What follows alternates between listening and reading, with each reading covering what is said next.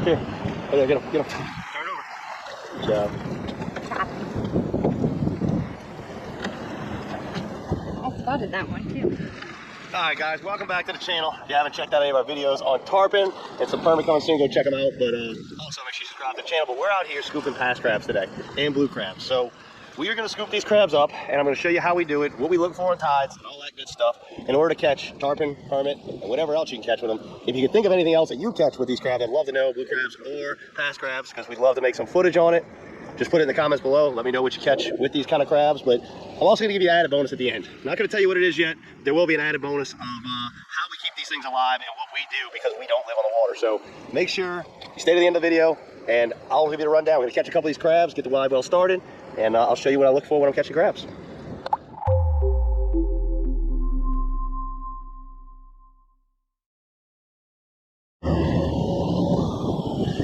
Go up under it. Oh, he saw you. He saw you. Stay blue.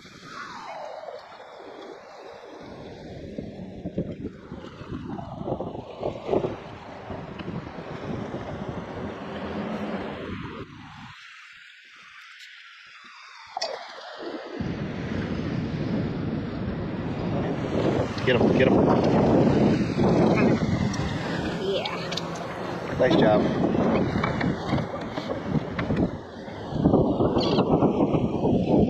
We're getting some of Tristan on video at some point. I'm definitely winning this one. You got the blue. You got the blues. Hey, wait. Now. Got him?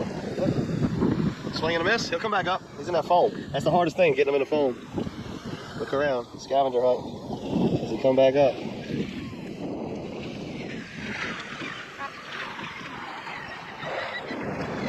I missed him. He rode the tide on out. You see them both? Look, there's three coming. There's another one coming right there. One there, one there. That one's holding on the grass. And you see that one? Y'all gonna get them both. You get the front one, Tristan's getting the back one.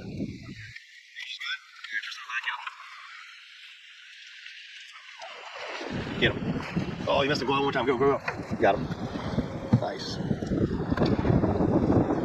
Now they're starting to flow.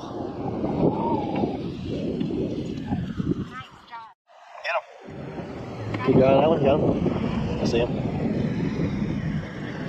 Yeah, he's moving. He's trying to get out of here. Trying to flush out.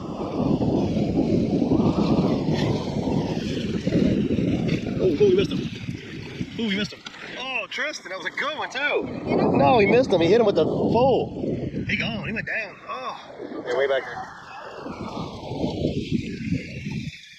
miss this one. It's the same looking one as the last one. Scoop him. Good job. Big old crab, let's dump him in.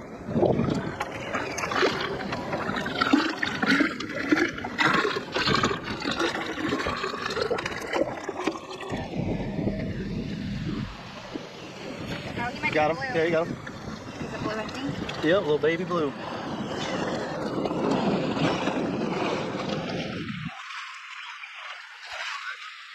you can see, I got Chrissy and I got Tristan out here.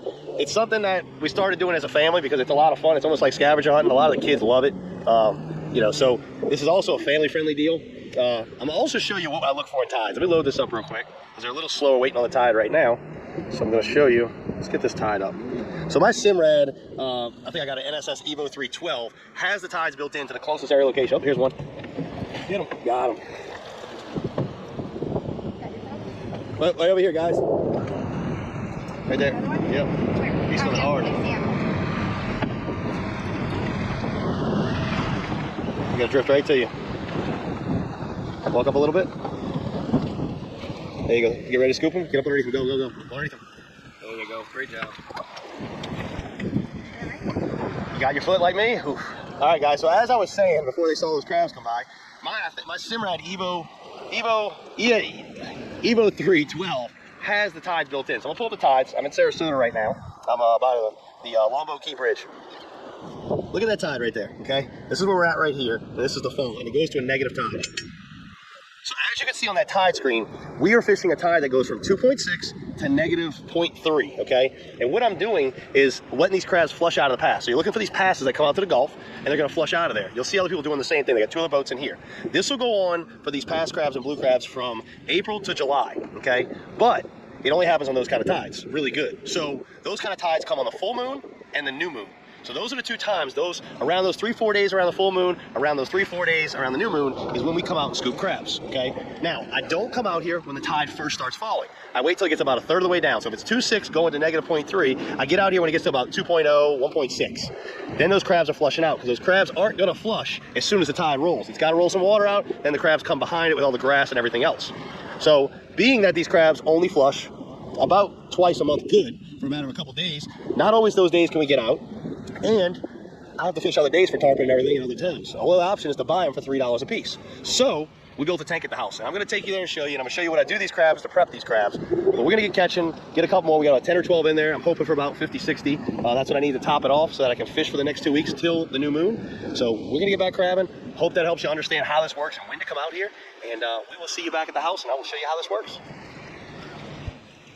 All right, guys, so I made it back to the house, got the boat up. Now, there's 2 different ways you can do this, okay? If you live on the water, you're at a huge advantage. You can get a crab pot, basically a trap that holds them, that doesn't have openings on it, and go ahead and put those crabs straight in there, and you're good to go.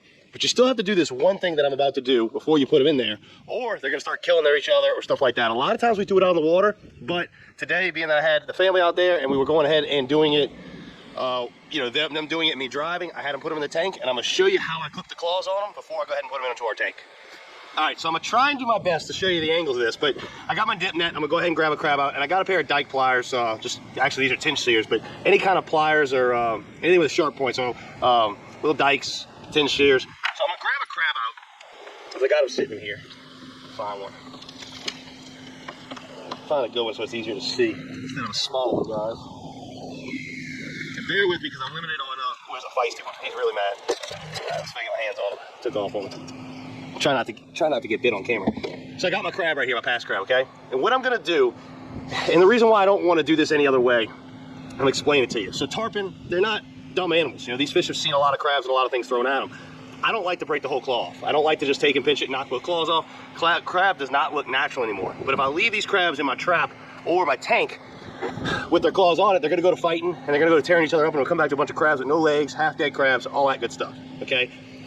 So what I'm gonna do is I'm gonna take this top claw right here, and as you can see right there, okay, and I'm just gonna pop that top claw off, okay? Just the top part, okay? So now he's got a fully claw, but he's just missing his pincher, so he can't do any damage. And that way he also looks real natural when I present him. The other reason why we have to take that off, even if you're fishing with him that day, is because now he can't get me. So even if I'm fishing with him that day, is because when I go try and put a hook in him, he's gonna bite me, because I can't get to these 2 corners without his claws getting me. So you gotta hold him back here. That's another trick for you too. If you're going ahead and pulling these claws off, you know, clipping the claws, you need to hold them on this back. Calm down, buddy. 1 second, guys. You got a feisty one out there just now. You got to hold on this back quadrant right here, this little swim flap we call it. You got to hold him there. That's the spot on his body, not by the swim flap, you pull it off, but right in the body in that corner right there. That way his claws cannot get to you when you're going to go snip them. So I'm gonna go ahead and finish snipping all these claws, and then I'm gonna show you the tank setup that I went ahead and made, and how I feed these crabs to keep them alive, and what I do as far as water change outs, okay? All right, guys, before I show you how I do my tank, I want to show you how I get the water out. So this Sea Pro has 2 25-gallon wells on it, live wells. So what I do is before I head in, I fill those up, I shut them off, and then, watch yourself, Max, I go ahead and put them underneath the fill right there, okay? So I'll rotate 2 buckets. As soon as that one fills up, put another one down and bring it to my tank. That's the easiest way to get the water out, is just to use the fill in the back of the boat. I'm gonna go ahead and get to that, it's starting to fill up, swapping out buckets, and I'll show you all here the tank here in a second. All right, guys, so here we are over at the tank that I went ahead and built, okay? Pretty simple setup to start. I'll probably add a protein skimmer and stuff. I did some saltwater tanks when I was younger, so I got a little idea how this works. Might put a little sump in it. I don't know. Being right now that this is only a 2-3 month season of crab, I'm not using this for anything else. Don't know if I'm gonna do that stuff yet, but if I start using it for pinfish or blue crabs or anything else I might use, I might turn it into a year-round tank. So it's a real simple setup.